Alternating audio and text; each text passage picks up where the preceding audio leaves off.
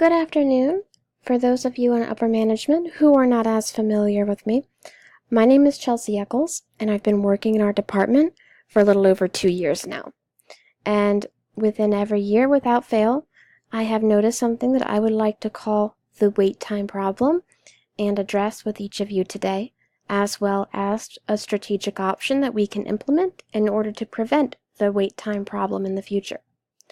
A little bit of back history on me. Not only have I been working in our department for over 2 years, but I am also considered the most seasoned student worker. I have thus far trained every student employee who currently works within our department. Extracurricular-wise, aside from working and taking classes, I also participate in a variety of clubs and organizations that primarily focus on student interests and current concerns of our student body, listening to their concerns and voicing them to the appropriate individuals. So I am not only tackling this issue from the perspective of a worker, but also as a student. So what I would like to call the wait time issue is during what many of you refer to as peak, the month of registration that occurs during spring, summer, and fall terms respectively, when students are beginning to register for classes, finally check their accounts after they've been busy or they've been taking time off, and wanting to know if they're eligible for financial aid to pay for their classes the next term. This graph specifically represents students who will be waiting in the lobby on average, as well as average wait times. I would like to point out that November through January addresses registration for spring. April specifically addresses registration for summer. This is not as big because a lot of students do take the summer off, but there is a great increase June through August as students are registering for the fall. But regardless, every term during peak time, this situation occurs where there will be students waiting in the lobby for anywhere from 15 to 20 minutes. Our enrollment over the past 2 years has decreased percentage-wise. Therefore, we are not saying that this is a direct correlation to enrollment itself, but it might have an indirect impact. Students will get tired of waiting to hear about their accounts and just leave. So we're hoping that in presenting this, not only will it address the wait time issue and make students happier, but it might also increase enrollment a small percentage as well, if we can come up with a solution, which I believe I have, that will benefit students and make wait times speed up a little bit. It's also important to note that the information in this graph is pulled from an online application that is within our systems network, known as Who's Next 3.0. This will allow us, or our computers, to record whenever a student signs into the lobby, how long they are waiting, how long they are spending talking to a counselor or an advisor, their personal information. All of that is logged and reflected right here in this graph. So this is hard and raw data. So in order to come up with a solution or multiple solutions to this one problem, I've taken a look at what the alternatives are and how we can potentially put all of these suggestions into one.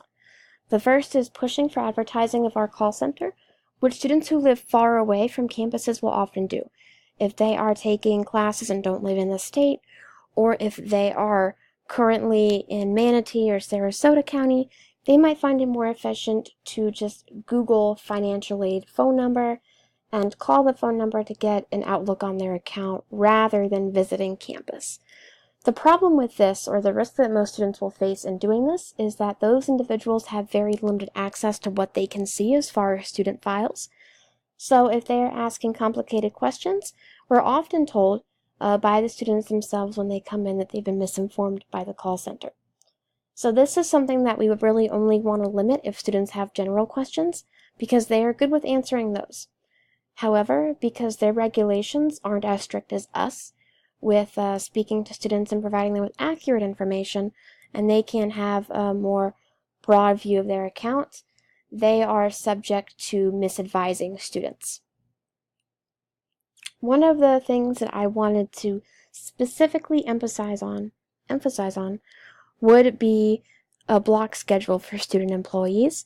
This was recommended by William Scott, who is currently a counselor and has been working on our campus for a number of years, and before that worked as a Financial Assistant Services Assistant Director at Everest University, where he implemented this, and it worked very well. But if we look at our current schedule for student employees, there is a lot of disorganization. There are students who will be working at one time, 3 students on top of each other, and then at other points, nobody will be working. And this can cause a serious problem. It can cause a lot of buildup in the lobby, and it can also cause a lot of students to be working when there really isn't many needed. So what we'd want to implement is essentially 9 to 2, which is when students can begin working until halfway through, and then 2 until 7, which is basically halfway through the day until closing.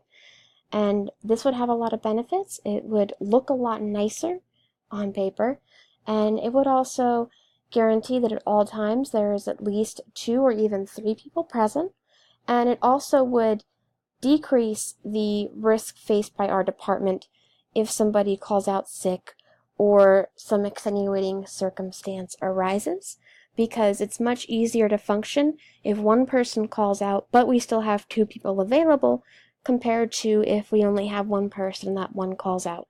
So this schedule would guarantee consistent, accurate, even coverage throughout the entire day.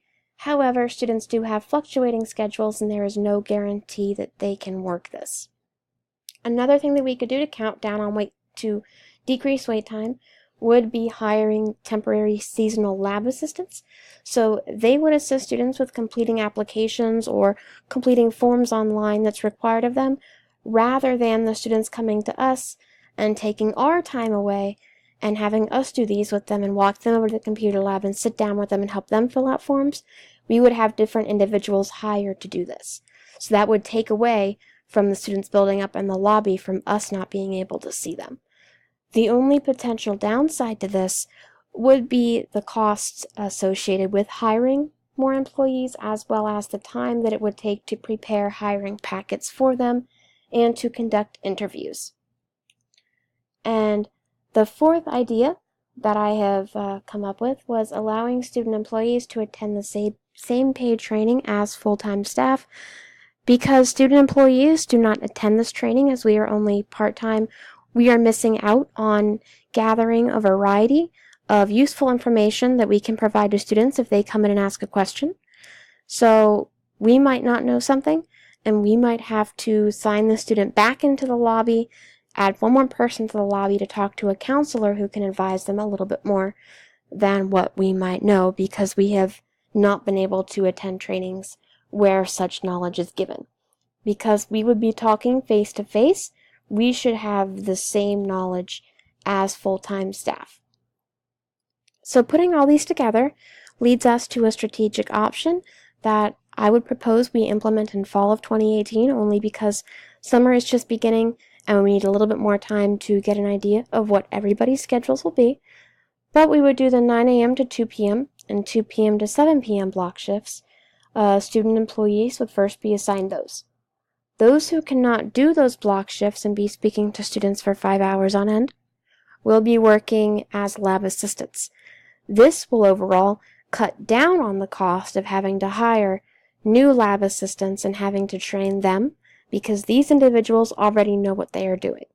These are the ones who cannot work the 9 to 2 or 2 to 7 due to class demands or extracurricular activities. Instead, they will be working specifically in the labs, at least during peak times. And then additionally, those who do work the 5-hour assigned windows kind of as an incentive can attend the paid training, as they are speaking to students and counseling them the same way full-time staff is, rather than working in the lab. And in addition to this, we can also push for the call center to be advertised specifically for answering general questions. With the exception of those who have specific questions, we urge those students to come onto campus just so they can be advised more accurately. And the full lists of benefits and risks can be viewed right here. And this concludes the end of the presentation and the proposal for our strategic option to eliminate the wait time issue. Thank you.